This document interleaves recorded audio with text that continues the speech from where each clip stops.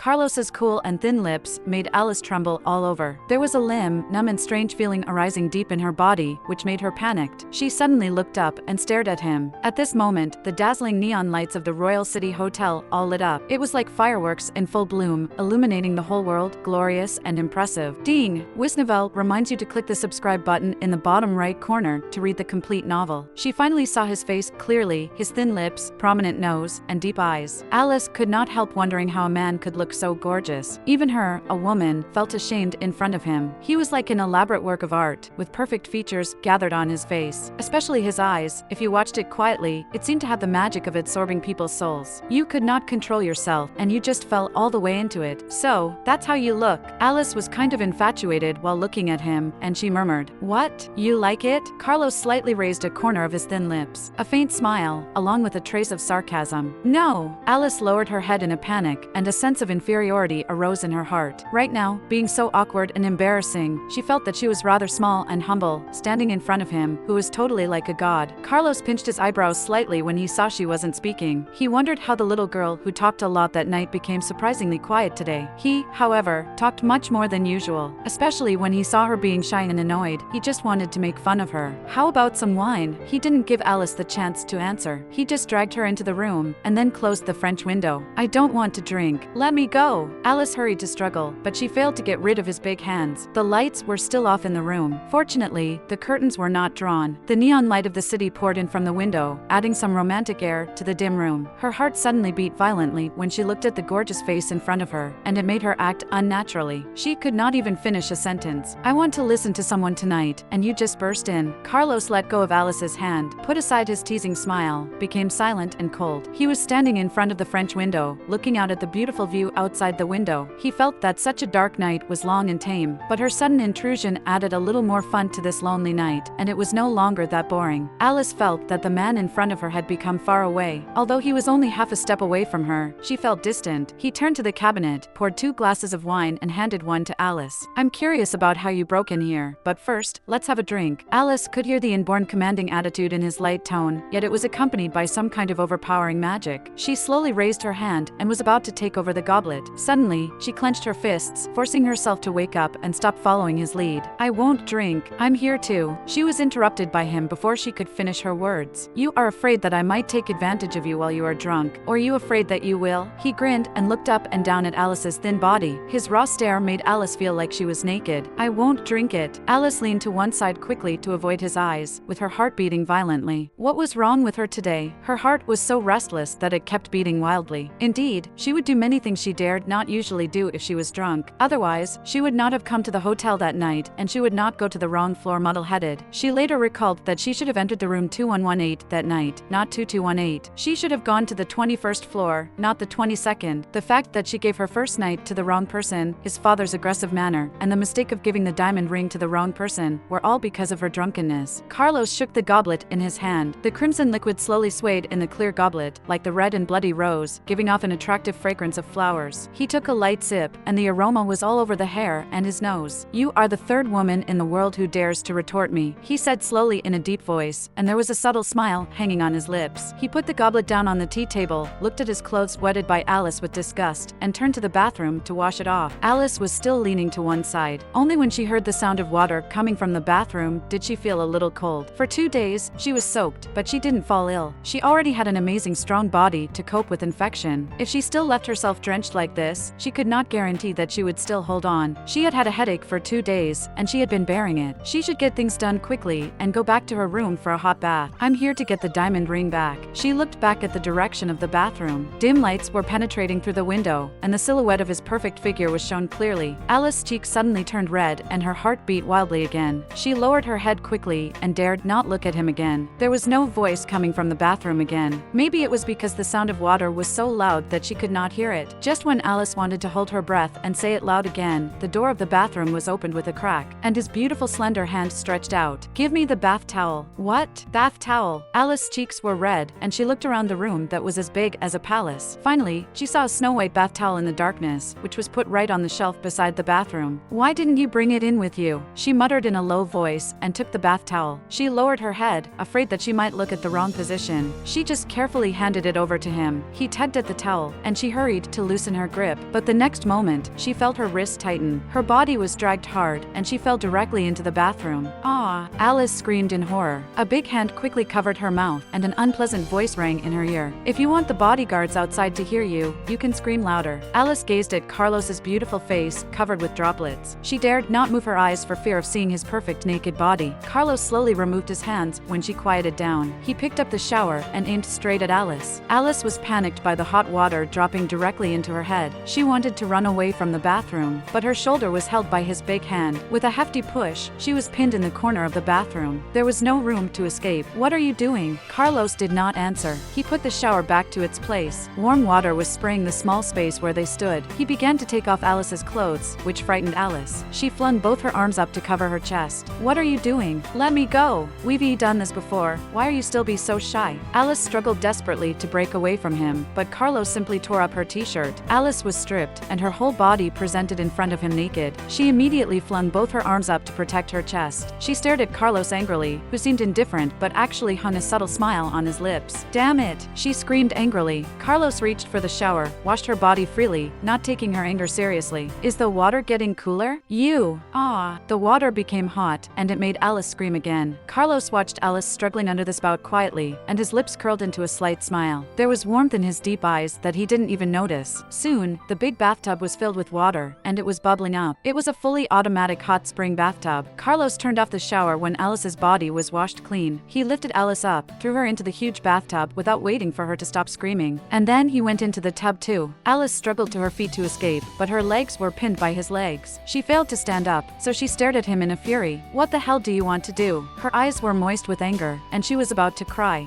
Carlos reached out and pressed the button beside the bathtub. The cabinet on the side opened automatically and lowered to a position he could reach. He took out the wine and goblet in the cabinet and slowly poured himself a glass of wine. Then he picked up the magazine beside him, took a sip of the wine, read the magazine, and finally, he said calmly, "Don't be so noisy. Be quiet." Alice felt the power of his words, and she dared not say anything else. He didn't actually do something that may cross the line, nor did he look at her naked body. He just pinned her legs with his legs underwater. His legs were strong and cold. Alice even felt that it was quite comfortable to touch his cold skin. She cursed herself for not being reserved enough, and she forced herself not to think about some nasty things. She lowered her body and let herself soak in the warm and comfortable water, only her head out. Only in this way could she feel a bit safer. The bathtub running with spout was able to massage on acupoints, relaxing one's body. It was very comfortable. Gradually, Alice became drowsy, but she was still on full alert, worrying that he might take advantage of her. She forced herself to keep a clear head, but her eyelids didn't listen to her. She could hardly keep her eyes open. She didn't know how much time had passed away. She thought she was still soaking in the bathtub, and her body was floating lightly. But when she suddenly woke up, she found herself already in bed. "Ah!" With a cry of surprise, she sat up suddenly, but a big hand pressed down on her body and threw her back to the soft bed. Alice gripped the quilt on her body quickly, and her brain worked hard to recall whether something had happened, but Carlos had turned over and pinned her down before she could figure it out. Alice looked at this handsome face in shock and fear with her big clear eyes. Her heart was beating violently, and her body was shaking incessantly. What are you going to do?" Carlos's tight-pressed lips slowly approached her rosy lips, which made her eyes even wider in surprise, and her heart seemed to stop beating as his warm breathing came close to her. As her blood surged and seemed to break through her body, his thin cool lips skimmed gently across her lips and cheeks. It was like a dragonfly skimming the surface of the water, finally landing on her smooth forehead. Alice broke out in a cold sweat. She breathed a deep sigh. Somehow, she felt a little disappointed. She cursed herself for being ridiculous. How could she always think about some nasty things like this? Just then, she heard Carlos sigh with relief, saying, "Your fever is finally gone." Alice opened her eyes wide in bewilderment. She saw the fresh sunshine outside the window penetrating through the curtain. It was already daytime. She slept so heavily that she didn't know she had slept so long, and now she was even lying in bed naked with a man. "I have a fever?" She lowered her long eyelids and dared not look at him. She didn't actually feel sick. Although she was sore all over, it was not because she had slept with him. She felt that she really had caught a cold. "Yesterday in the swimming pool, when I dragged you up, you were already running a fever. That's why you let me take a bath?" Alice was surprised. "Or what do you think it was for?" He raised his eyebrows at her. Alice was kind of speechless. She bit her lips, wondering what to say. In her world, there were few people who really cared about her. Looking at the handsome face in front of her, she suddenly felt warm in the heart. She wanted to say, "Thank you," but the word stuck in her throat and she bit her lips again. "You said some nonsense." Carlos rubbed his eyebrows tiredly. "Nonsense? For example?" It was too embarrassing. "You said, I look good," he answered calmly, without the slightest pleasure of being praised. Obviously, he was always confident about his appearance. Alice was stunned and embarrassed. How could it be possible? That's true. Carlos suddenly leaned sideways, holding his head in one hand and looking at Alice on his side. A wicked smile appeared on his lips. You also said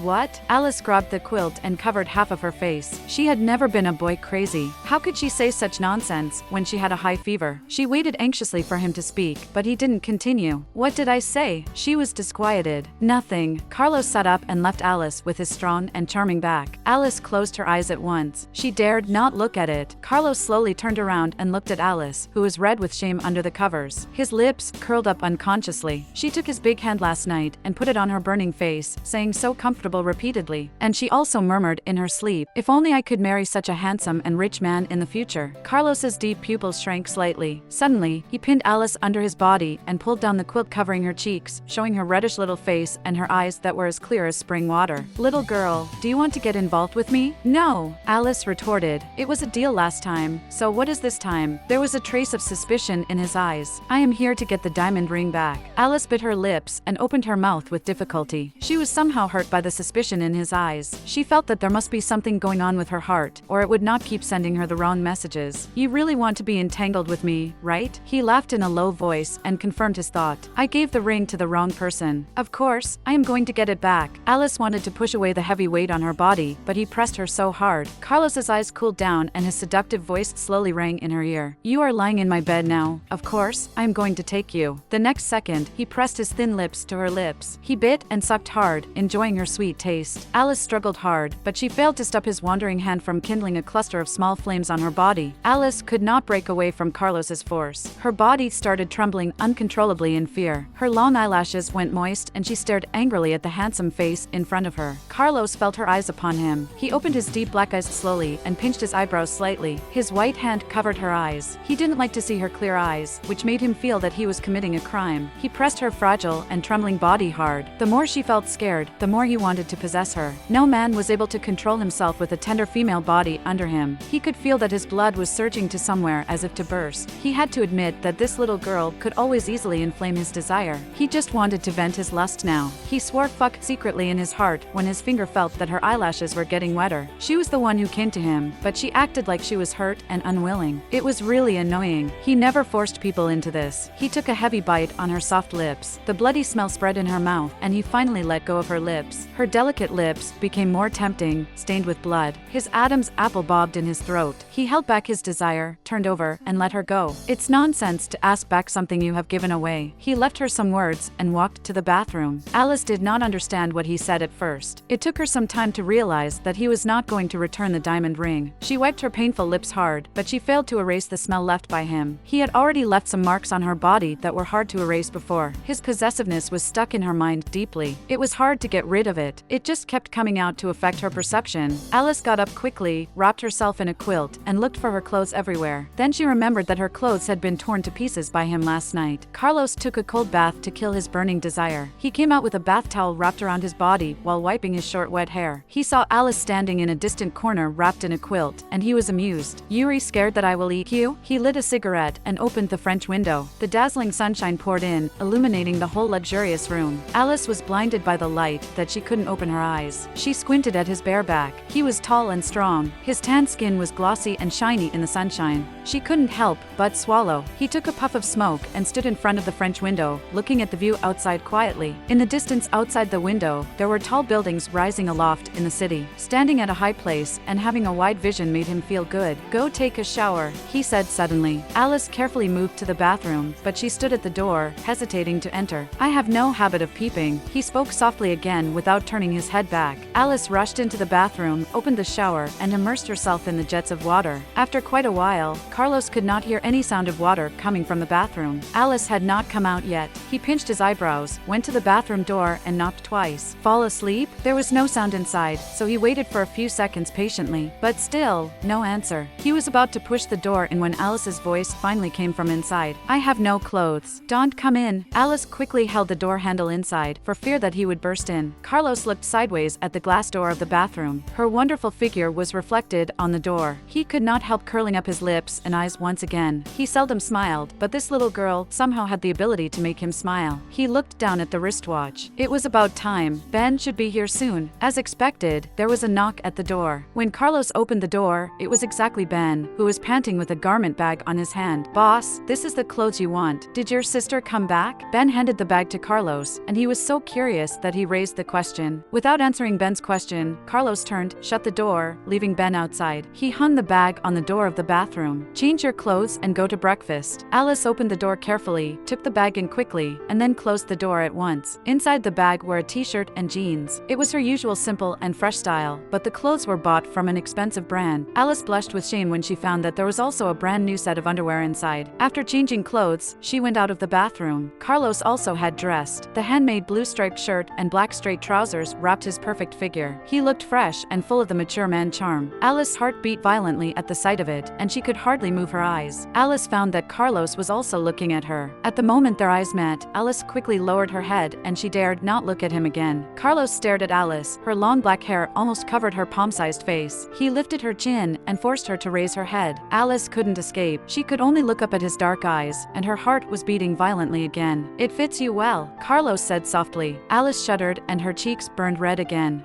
How do you know my size?" "I have felt it before, so I know." Carlos suddenly approached Alice's soft lips, and there were still the marks left by him. It reminded him of the sweet taste of her lips when he kissed her. Alice blushed more furiously. She wanted to escape instinctively, but she couldn't get rid of his powerful fingers. She did not know how charming and attractive she was when she was shy, which made Carlos feel a little out of control. "You, don't get close to me." The words were on the tip of Alice's tongue, but she was stirred up by his hot breathing. She couldn't say anything. His thin lips almost touched her lips. He said in a low voice, with the taste of rekindled lust, "I really want to possess you." Alice was so nervous that her blood was running backwards. She put her hands against his chest and tried to push him away, but suddenly, he pushed her against the door. His strong body pressed close to her and pinned her firmly without giving her a chance to escape. "Let me go." Alice was so nervous that her voice was trembling. She looked at him with wide and watery eyes. He was really handsome enough to make her lose her control, especially when she saw her reflection in his dark eyes. She was blushing. If she hadn't controlled herself with great effort, she would have melted into the water in his arms. His possessive kisses fell, making her completely powerless to resist. His heavy breathing was entangled with her soft lips as if he had to swallow her to fulfill his lust. Alice gradually fell into it. She slightly opened her small mouth, responding to his strong penetration with her raw and clumsy skills. Alice's clumsy response made Carlos totally lost his control. He held the back of her brain hard with his big hand. It seemed that he would only get satisfied when he swallowed all her breathing. Alice couldn't help moaning in a low voice. She wanted to push him away and break away from him, but when her hands touched his strong and powerful chest, her strength just softened down. His kisses spread along her lips to her soft ears, and his deep voice was full of lust. "Little girl." He seemed to be mesmerized by her body. Never had a woman that let him lose control like this, completely out of control. Carlos's only remaining sense told him that he was only infatuated with her charm and shyness. He had never met such a fresh and delicious body before, that's all, nothing else. His burning kisses fell on her slender neck, lingering all over. When he heard Alice's moaning, he slightly curled up his lips. The fact that he had led this body to fall for him was a successful conquest, and he was satisfied with it.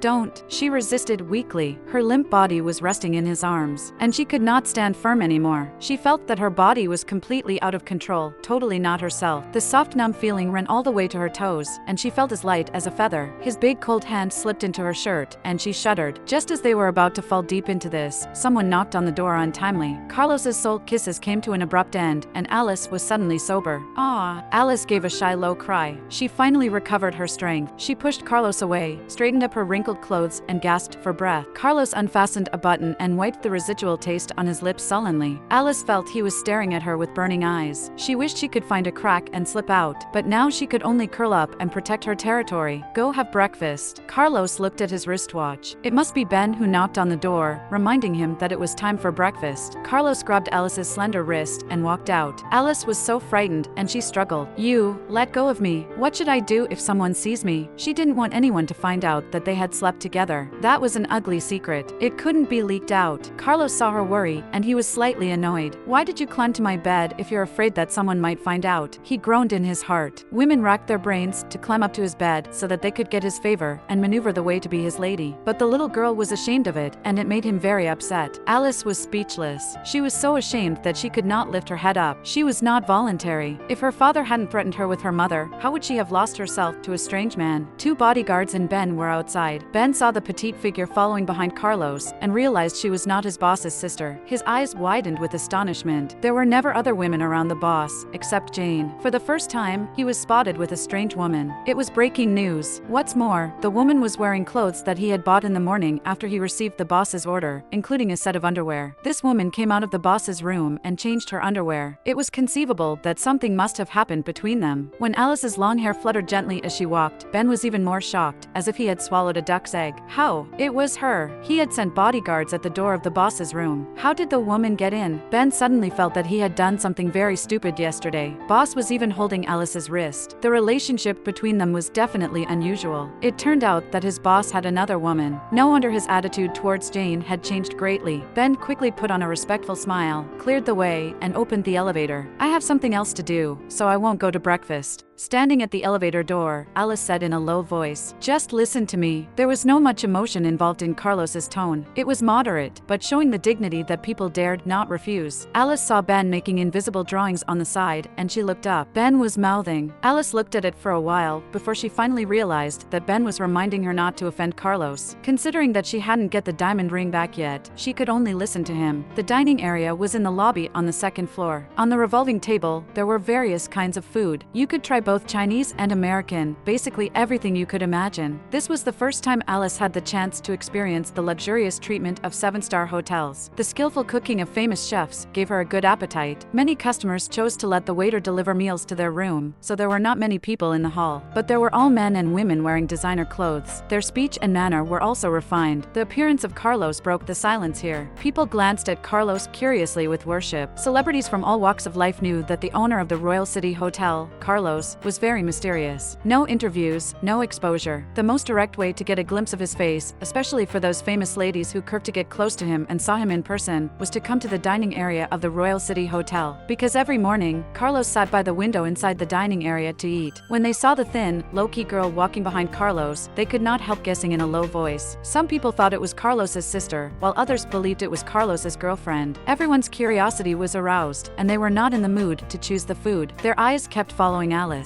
Alice quickly lowered her head. She covered her face with her long hair and followed Carlos anxiously. Those people, especially women, were all dressed up, with name brands from top to toe, elegant and dignified. On the contrary, Alice, who was wearing a white t-shirt and jeans, was like a small white flower blooming in a peony garden. Although she was not eye-catching, she still could give people a fresh feeling. Alice finally got to her seat and she sat down. She breathed a sigh of relief. Carlos, sitting opposite, acted as if he was an onlooker. He even picked up the business newspaper on the desk and looked at it leisurely. Ben knew Carlos's preference. He put the oat bread, a glass of milk and a French sausage on the table for him. He noticed that Alice hadn't picked her dishes, so he reminded her kindly, "Miss Oliver, you can go pick up whatever you want." Alice didn't have the mood to choose food. She was afraid of the eyes of those people. It seemed that they wanted to dig out all her ancestors to find out who she was. Fortunately, the frosted glass blocked them. "Go get my girlfriend the same one." Carlos looked at the newspaper and opened his mouth calmly. "Girlfriend?" Alice was almost choked to death by her own spit. Ben's surprise was no less than Alice's. Smiles immediately overspread his face, and he treated Alice respectfully as if she was the hostess. "Miss Oliver, I am at your service." Ben hurried to get her the dishes. Alice gritted her teeth angrily and stared at Carlos, who was reading the newspaper opposite. Originally, she was going to enjoy the full breakfast, at least to get a tiny part of the 300,000 back so that she could gain some comfort. Now he stirred it up. How could she still have a good appetite? "Why did you say I'm your girlfriend?" Alice questioned him. Carlos turned over a page of the newspaper, in calm. "They would think so. But you still shouldn't lie." Carlos just ignored Alice's anger. He picked up the milk, had a sip, and asked casually, "How does Ben know your surname is Oliver?" He didn't know her name, nor did Alice know his name. They thought they were not close enough to learn each other's names, so none of them had asked before. "Maybe he read my check-in information," Alice answered. "You booked a room here with the money I gave you?" Carlos pinched his thick eyebrows slightly, and there was a trace of displeasure in his eyes. Alice muttered with a painful feeling, "It's so expensive. I booked a room on 22nd floors." Carlos slapped down the milk cup in his hand. Nowadays little girls don't know how to manage money. They don't know how to treasure the money they get easily. Alice's cheeks were burning, and her heart was stuck with anger. "I did that to see you. Use my money to seduce me?" Carlos was even more upset. "What? Seduce? That's terrible." Alice saw Ben walking towards them with a tray in his hands, so she shut up immediately and kept her face calm. When Ben saw Alice and Carlos staring at each other and nobody spoke, he left at once, leaving the space face to them. When he walked away, he couldn't help smiling. Boss finally opened up and found himself a woman. Even though the woman seemed to have thrown herself in the boss's way, it was cool. It was good that his boss opened up his heart. Anyway, he could dump her when he was tired of her. If it was not seduction, what it is then? Carlos cut a piece of bread with a knife and fork, then put it in his mouth gracefully. I just came back to get the diamond ring back. Alice wasn't as leisurely as he was, wasting her time cutting small pieces of bread. She grabbed the bread directly and bit it in anger. Carlos pinched his eyebrows. He seemed to be very dissatisfied with the way she ate. Alice stared at Carlos without blinking. She deliberately bit the bread and drank the milk in a terrible manner. Finally, Carlos put down his knife and fork, laid his hands on the table, and quietly looked at Alice, who was gorging herself with food. She cleaned up the bread, milk, and bratwurst. Then she gestured to Ben, who was not far away. She pointed to the fried eggs and fruit salad and put out 2 fingers, indicating that she wanted double. I have no appetite. I can't eat that much, Carlos murmured. Alice frowned. I'm not ordering for you. Alice took a bite of the fried eggs and nodded satisfactorily. She liked fried eggs half-cooked. She ignored Carlos's surprising gaze. After finishing the fried eggs, she began to eat the fruit salad. You can eat them all? Carlos was curious. How could such a petite girl eat so much at a time? Alice stuffed her mouth with food and nodded. I only ate 1 meal yesterday. Today, I'm going to make up for it. I already paid my bill. It was not on you anyway. 1 meal a day? That was why she was so thin and weak. Carlos wanted to provoke her by saying that she was using the money he gave her. But when he saw her thin body, he just didn't have the mood to do so. Seeing her eating so happily, he also picked up a piece of fruit using a toothpick. He didn't usually enjoy the fruit salad, but now he put it into his mouth. He didn't think it was delicious. He threw the toothpick away and leaned back on the chair. Looking at Alice, who was stuffing herself with double fruit salads, he felt his stomach was full, too. It was the first time he had ever seen a girl eating so much. Alice wiped her mouth with a napkin and extended her beautiful hand to Carlos. You can give it back to me now. What? Carlos's thin lips slightly opened. The diamond ring, Alice shouted angrily. Yuri still not satisfied with that 10 million? There was a little more irony in his cool tone. Alice bore the pain of being provoked by him. She stared at his dark and cold eyes. You are going to give it to me or not? Carlos took the shining diamond ring out of his pocket unhurried. Alice reached out to grab it at once, but he raised his wrist, and her attempt was in vain. This is your trump card, he said. What do you mean? Alice totally didn't understand what he meant. You gave me the ring deliberately, and then you asked it back, so you will have more chances to talk to me. He slowly curled his lips. The way he laughed was particularly gorgeous, which was charming enough to make all the women fall in love with him crazily. But in Alice's eyes, he was like a wicked witch when he laughed. Why do you think so? Alice blushed with anger. Carlos played with the ring in his hand and smiled. Is it not the truth? Alice didn't want to explain too much. She said that she had gone to the wrong room and gave the ring to the wrong person. How can I get my ring back? It depends on my mood. It depends on your mood? Alice shouted angrily. So, you are going to give the ring back to me when you are in a good mood or when you are in a bad mood? It depends. He looked playfully at Alice, who was in a huff. He actually felt she was pretty cute when she got angry. You! Alice was so angry that she clenched her fists. At this moment, a beautiful figure of a woman suddenly appeared at the table. Alice looked up and saw a tall and beautiful woman who was wearing the most popular blacktail dress. She was as elegant as a princess, graceful and refined. Alice was blinded by the black dress the woman was wearing. She lowered her head at once. This dress had the same style as the dress she wore on the first night she slept with Carlos. Mark bought that dress at a high price to satisfy the man who had made a deal with him. Carlos, however, darkened his cold eyes and shifted his focus on Alice. Carlos. Jane smiled gently and called his name softly. Jane leaned her head sideways, looking at the food already consumed on the table. She bent her lips into a smile. Carlos, why didn't you wait for me? The one I am waiting for is already here. Carlos's voice was deathly cold. The smile on Jane's face was frozen for a moment, but soon she smiled faintly. I thought we were having breakfast together. She thought that he would wait for her until she had summoned the courage. They had been waiting for each other for so many years. She didn't expect that. Carlos stood up, looked at Jane, who was hurt but still kept a decent smile, and he was even angrier. He stepped forward, approaching Jane. He said in a deep and cold voice, I sent she the very person you sent to me? I forgot to say thank you. She's delicious. Carlos grabbed Alice's hand. Alice was hurt by his grip on her wrist, but she dared not speak out. She felt the unusual atmosphere between them, as well as Carlos's anger.